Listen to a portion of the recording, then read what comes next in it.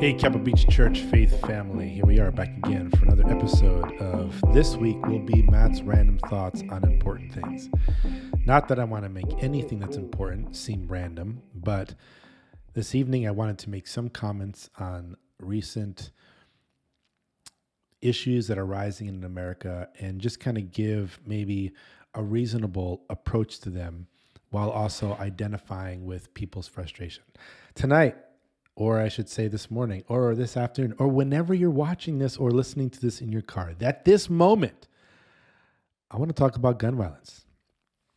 Because I feel like as I've watched people's reaction to what happened in Texas, as I've watched people's reaction to what happened in Tulsa, I've been disappointed.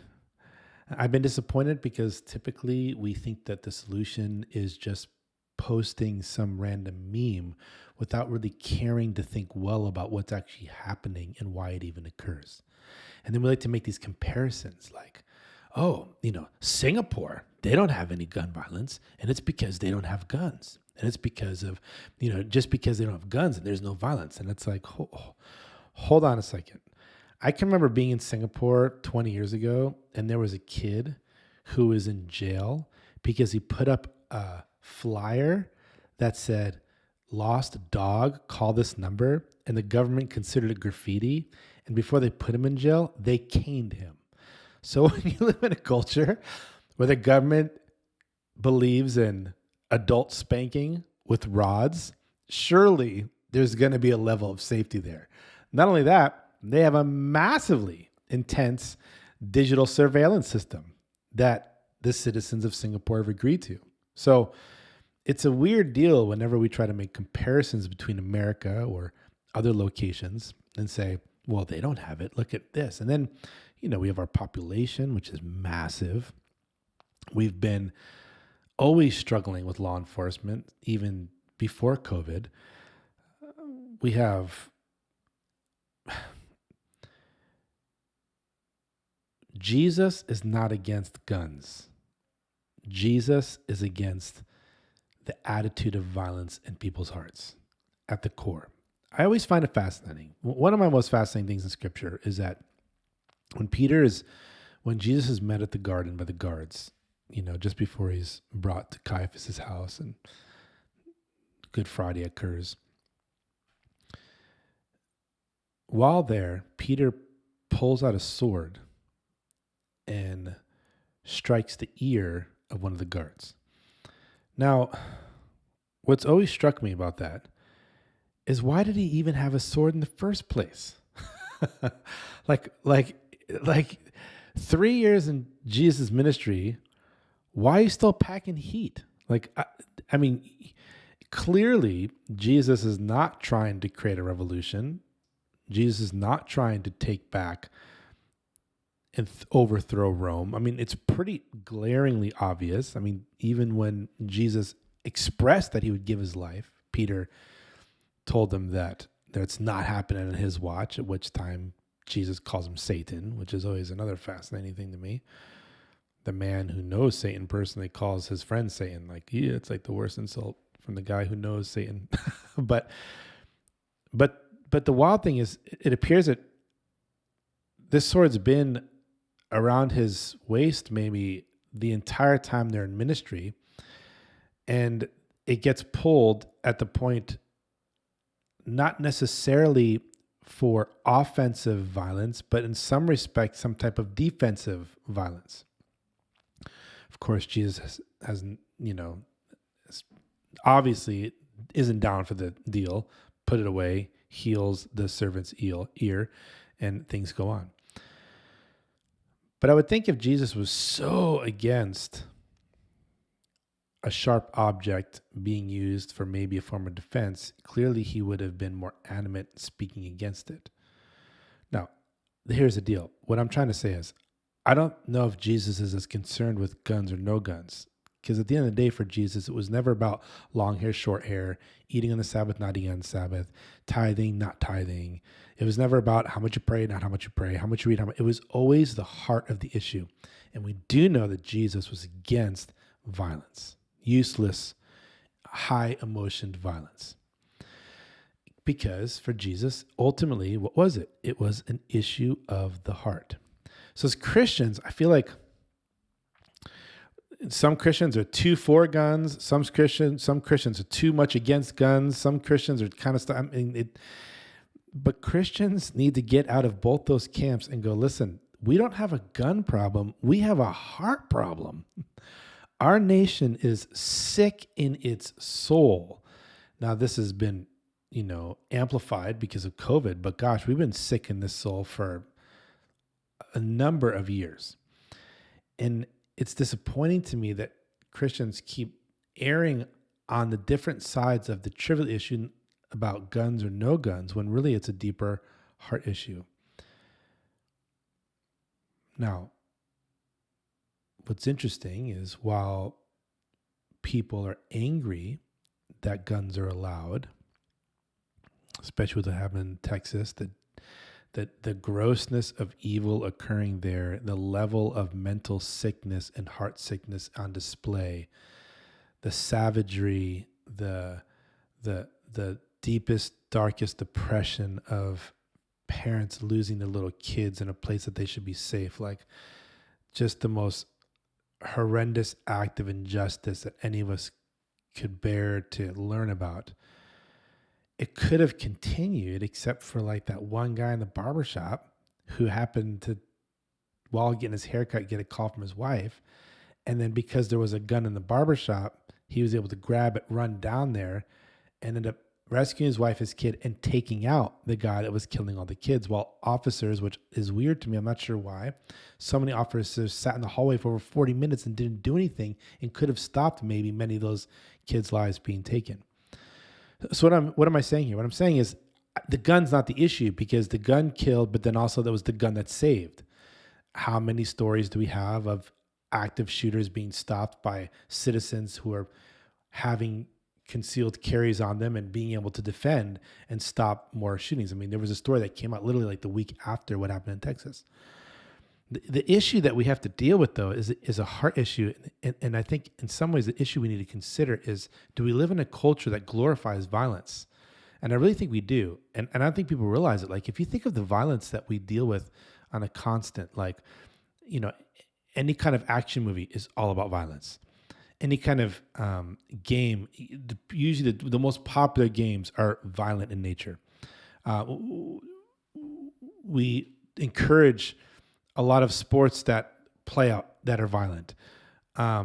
We gloat in locker rooms about violent behavior when something was done wrong to us, and that's okay. We just live in a very violent culture. I mean, if you think about it, like it's just kind of it just kind of permeates every bit of our heart sickness in America, and I think that's the issue. So in my mind, when gun violence comes up, what we should wake up to the reality is not make an issue of the gun. Sure. I mean, again, and here's the deal. It's not easy to get legal guns. Let's just be straight up. I just went and purchased a gun for bird hunting this fall. And it's my first gun that I bought. And it's not easy. First of all, they're expensive. That's number one. Number two, I had to fill out and pass a whole how to handle a gun thing. It was pretty common sense, but I had to do a test. After I did the test, then I had to get the money to get the gun. Then when I purchased the gun, I do background check, and then I had to sit there for a couple of weeks. And then, so you're not rolling in and grabbing an assault rifle. Do we need assault rifles or not? That's those weird deals where if you let people have guns, where do you draw the line on that stuff? I don't want to get caught in the gun debate. Anything in a sick person's hand that wants to do violence on anyone will do it. The issue is not the object they're using. The issue is what rests inside of their heart. And I feel like we're not talking enough about how do we need to shape and change our society to move away from violence as a form of entertainment and enjoyment, and address the deep mental health issues that America is dealing with today. So Biden gets up today, does a speech and he's calling for stricter gun laws. Give me a break. Let's not call for stricter gun laws. Let's call for like mental health programs and plans to provide better mental health to people. Let's call for, programs to champion fathers staying home and being good dads. Let's deal with the economy right now that appears to be falling apart, getting super expensive, and people are losing jobs and not knowing how to feed their kids and are getting angry because of that. There's so many things that we need to deal with. And as Christians, I feel like our role is to not jump into the simple battle around the object. We should always be the people that step in the world and go, okay, what's the heart issue here? And maybe what's the solution I can bring around dealing with this heart issue? Let me not be the person that just posts, I'm for guns or I'm against guns. Let me be the person that goes, hey, I'm for human hearts and our hearts are super sick right now. And let me post some things on my social media that might help people realize that this is a wake up call to all of us going, am I angry inside? Paul would say every human being, because of their sin, has a capacity to do something like Texas. That everyone has fallen short of the glory of God. Because of sin, every human being in the sickness in their heart has the capacity to do the most wrong things. Even those of us that think, no, we're above that, but I don't know, pushed to that point, crammed in that situation, put under fire that much, would I? I would hope I wouldn't, but in the human heart without Jesus, I might. So the hope is that Christ is the ability to come and heal the human heart. And I feel like Christians are we just get so wrapped up into the media's noise and we get caught in these camps. And it's like, who are the people that bring hope to these situations? I mean, I haven't seen a single post by any of my Christian friends that have said, I'm going to GoFundMe and I'm going to raise X amount of money to help this family in need because they lost. None of it's like, no one's bringing a solution. No one's saying, I'm going to provide 2 years of counseling to that mother who's lost that child to go through grief counseling and get an opportunity. I'm not hearing any of those solutions. I'm just seeing people go to war around guns again when that's the issue is neither here nor there. Now, I don't want to get into should people have M16s, and I don't think that is a biblical issue. The biblical issue is the heart and violence, and what space do we promote Jesus so that people can find hope and choose not to do those things. And when we're not hearing about horrific events like school shootings, how are we actively promoting healthy hearts for people to not have those things occur? And I think that's the kind of stuff that we should be involved in as Christians. So my encouragement to my church, can't speak for everyone, my encouragement to those of you that are listening to this or watching this, what's the heart solution here? And if you are really passionate about solving this issue, how do we get involved? What do we do? What creative thing? Let's not get caught in the political nightmare of this deal. Let us be the people that just go, we're going to create a solution. We're going to step into society and find kids that don't have healthy living environments, and we're going to create programs that nurture them. We're going to create opportunities in schools to talk about deeper understanding of emotional intelligence. So young kids maybe they're not learning it at home, but at least in school, they can learn how to better understand their emotions and handle their emotions. So we're going to create opportunities to provide work for people to limit. I mean, I don't know what it is, but it would be, I think, beneficial to the world right now for Christians to not get caught up in the war around the object, but seek to be the promoter of the solution, which in Jesus' mind, I think is a heart solution. And he is the answer to that solution. So it's practical. It's saying, okay, this is a wake up call to me. What do I allow in my home? Am I promoting violence in my home? Am I showing my children that violence is a justifiable action in certain scenarios and I want them to be violent? Or am I teaching them wisdom around violence, maybe not as offense, but if you need to defend, this is what you do. I had a situation last week with my son. My son is the most quiet, kind, doesn't like conflict, rational kid you'll ever meet. Like just rational. Like when you introduce yourself to him as an adult, he does this like weird stance because it just feels so awkward to him, and he just wants it to end as fast as possible. He doesn't want attention. He doesn't like anyone showing up to his football games. He doesn't want anyone to see him. When he's done like interceptions of football, he's literally scored touchdowns and been so embarrassed that he scored a touchdown because he didn't want anyone looking at him. Okay. So he's like, just that kind of kid.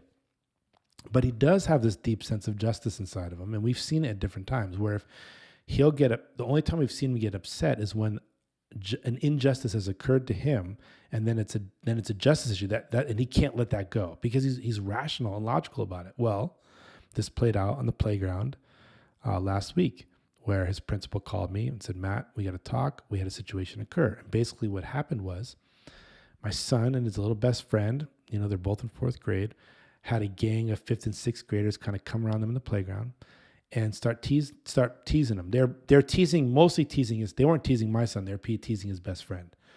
So they're teasing him. They push him down on the ground. They're kind of threatening and teasing. Well, essentially what my son did was he picked the biggest kid out of all of them and tackled him to the ground, and that stopped it. It just kind of broke it up. He didn't punch him, hit him. He just tackled him to the ground. The other kid's like, wait, what's going on? And then eventually, because of that scene, the recess monitors came over and stopped the whole thing. Well, of course, my son gets in trouble. Like the kid that like never does anything or says anything to anyone. So the principal calls me and says, Matt, we had to make this moment with your son. And, he, I don't want to say attacked, but he, blah, blah, blah, blah. And in my mind, I'm like, oh my gosh, I can't believe my son even cared enough to do something. Like what even, in my mind, like, I can't wait to get him home because I want to know what the heck, like, what, okay, who are you, So anyways, I talked to the principal, everything's cool. They made a deal out of it. They talked to the kids apologize to each other. Everything's squashed. It's all good. My son comes home. I'm like, hey son, like, so your principal called me, like, you kind of got a little violent, like, and like, what happened? And so he starts telling me a story. And he tells me, Bray, his best friend, they shoved him to the ground and they were picking on him. And I saw Bray start crying. As soon as my son told me about his friend crying, my son starts crying. And I'm like, Xander, are you okay? And he's like, and my son like doesn't really cry a lot. And he just starts crying. He goes, Dad, it hurt my heart so much to see him getting picked on that I wanted to just stop. And I couldn't find any other way to stop because no teachers were on. So I just tackled one of the kids. He goes, I just held him down. I didn't punch him. I didn't hit him. I just tackled him and held him down. And then everyone just went away. Now, mind you, my kid is like 2 feet tall. And the kid he took down is like 5 foot. He's like one of the biggest kids in the thing. So first of all, I'm like, well, what are you, Samson? Like, did we need to give you a haircut? Like, how in the heck did you even do that? But while in my mind, I'm like, take that fool out, dude. Like, thank you. You stood up for your friend. Like it was an injustice. You stood up to him. I thought, but I don't want to multiply the sickness of violence in my son to think that violence is the only way.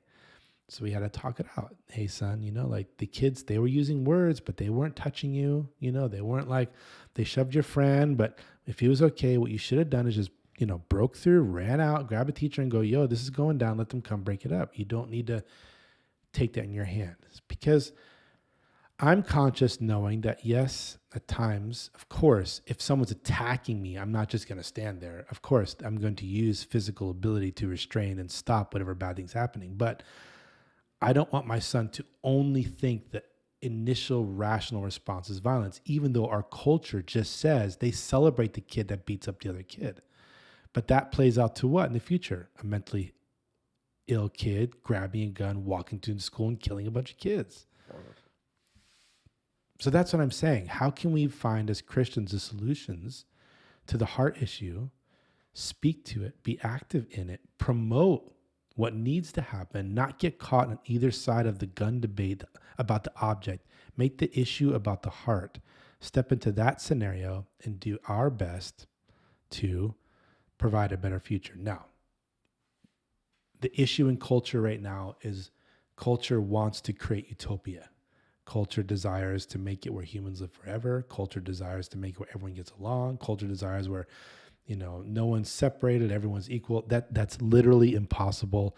And to be honest, the only way wars stop in a broken world right now is either everyone comes to Jesus or there is the threat of force in different categories. We're just a broken world. And if there's not a threat of discipline for poor actions, chaos breaks out. And because America has been a threat in the past, in the years when we've had presidents that have been strong on their agenda of threatening, the world has had peace. Because if there's not some stronger power, disciplinarian pushing on the world goes into chaos because we are a broken world and we don't have the capacity in ourselves to create a utopian environment with peace and love. It's just, it's an illusion. It's never coming.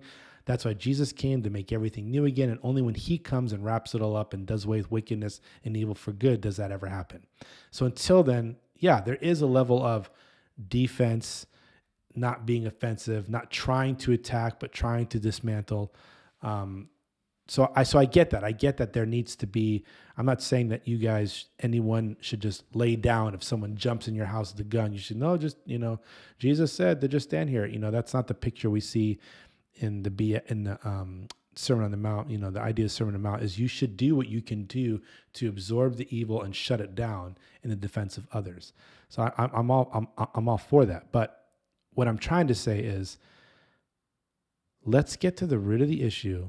When these things come up, let us be people that don't just make the argument on the object. Let us step into the world and say, the real core issue is a heart issue. What does it look like for me and my family to allow this terrible scenario to give me the opportunity to teach my kids or be reminded that I don't want to be violent in nature? And how can I provide a solution? Of course, it's not going to be perfect because we don't live in a perfect world. How can I provide a solution to the issue of gun violence, which is ultimately an issue of violence, which is ultimately an issue of violence in the heart? And what can I do to celebrate choosing to not be violent in different scenarios? Okay, for some of you, you loved what I just said. For some of you, you will never listen to a podcast ever again. For some of you, I said enough. For some of you, I did not say enough. But that's the glorious nature of this podcast. I get to just say whatever I want and what I'm thinking.